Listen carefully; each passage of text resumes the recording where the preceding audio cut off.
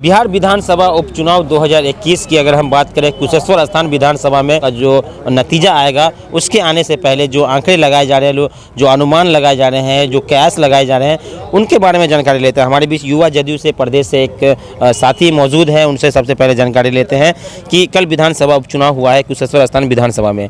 क्या कुछ लगता है आपको कि इस बार फिर से अमन भूषण हजारी आएंगे या फिर कुछ बदलाव होने जा रहा है? बदलाव की तो कोई दूर दूर तक संभावना नहीं है और अमन भूषण हजारी जी को तो तय ही है, क्योंकि एनडीए गठबंधन हमारा जो नेता है वो विकास पे विश्वास करते हैं और हमारे स्वर्गीय शशि भूषण हजारी जी जो विकास किए थे उनके अपेक्षा अनुकूल अमन भूषण हजारी जी क्लियर विधानसभा पहुंच रहे हैं। अच्छा, आज अभी आप ऐसे 17 कोठी चौक पर हैं और दरभंगा के लिए प्रस्थान कर रहे हैं, तो क्या कुछ कैश लगा रहे हैं कि यहाँ पर जिस तरह से पिछले बार जब विधानसभा का चुनाव हुआ था उस समय सदा का जो वोट था वो लगभग 80% सदा जो है वो इनके पक्ष में था, लेकिन इस बार विधानसभा उपचुनाव में क्या कुछ नतीजा आ सकता है, क्या अनुमान लगा सकते हैं? क्योंकि आरजेडी ने सदा को टिकट दिया है।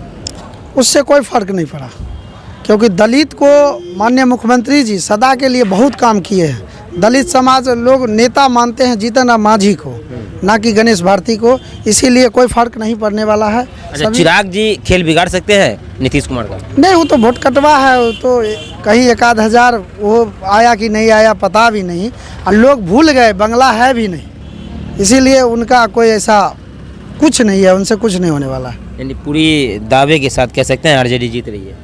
आरजेडी हार रही है भाई, जीत कैसे रही है? अच्छा, जदयू जीत रही है? जदयू जीत रही है। किस उम्मीद से? आपको क्या लग रहा है कि जदयू किस प्रकार जीतेगी? जनता के विश्वास, जो जनता जो देने का काम किया है, जनता के मुंह से और जनता विकास को देखकर वोट किया, इसीलिए हम कह रहे हैं जो 100% जदयू प्रत्याशी। लेकिन पिछले विधानसभा के भांति इस बार उपचुनाव में कम प्रतिशत वोट आया है, उससे क्या कहेंगे? क्या कुछ अनुमान लगा सकते हैं? देखिए, उपचुनाव में रामचंद्र किसका नुकसान होगा? इससे विपक्ष के ही नुकसान होगा, क्योंकि रामचंद्र पासवान के जब मरे थे तो उनके बेटा प्रिंस में भी चुनाव हुआ तो उसमें वोट परसेंटेज कम गिरा और हमारे प्रिंस जी अच्छे वोट से जीते भी।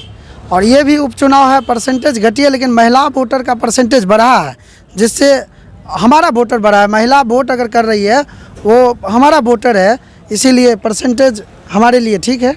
कि बिहार की महिलाएं, खास करके मिथिलांचल की जो महिलाएं हैं, भैया दूज पर्व पे ज़्यादा ही विश्वास करते हैं और मुख्यमंत्री जी को आशीर्वाद के रूप में वो लोग और अमन जी को आशीर्वाद देने के लिए लाइन में खड़ी थी और वो आशीर्वाद उन्हें मिला है। लेकिन इस बार ये लोगों का कहना है कि आरजेडी 25 सालों के बाद अपने उम्मीदवार को उतारा है, तो कहीं इसका प्रभाव भी पड़ सकता है? नहीं, लोगों में ये भी आ गया जो कहीं जंगल राज दोबारा वापस तो नहीं आ रहा है, इसीलिए लोग लालटेन देख के भड़क उठा। यानी पुनः फिर से उज्जवल भविष्य के लिए? उज्जवल भविष्य, वो पुनः जंगल राज करना चाह रहा था। लोगों में ये डर आ गया, जो पुनः लालटेन आ गया, कहीं जंगल राज ना आ जाए बिहार में, इसीलिए लोग सतर्क हो गए।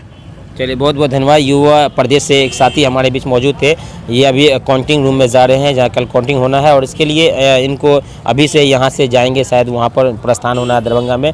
तो यही बातचीत हो रही थी कि किस प्रकार इस बार का चुनाव हुआ है, उपचुनाव। अभी रिजल्ट आना बाकी है, जब रिजल्ट आएगा उसके बाद फिर मिलेंगे अगले वीडियो के लिए। तब तक के लिए धन्यवाद।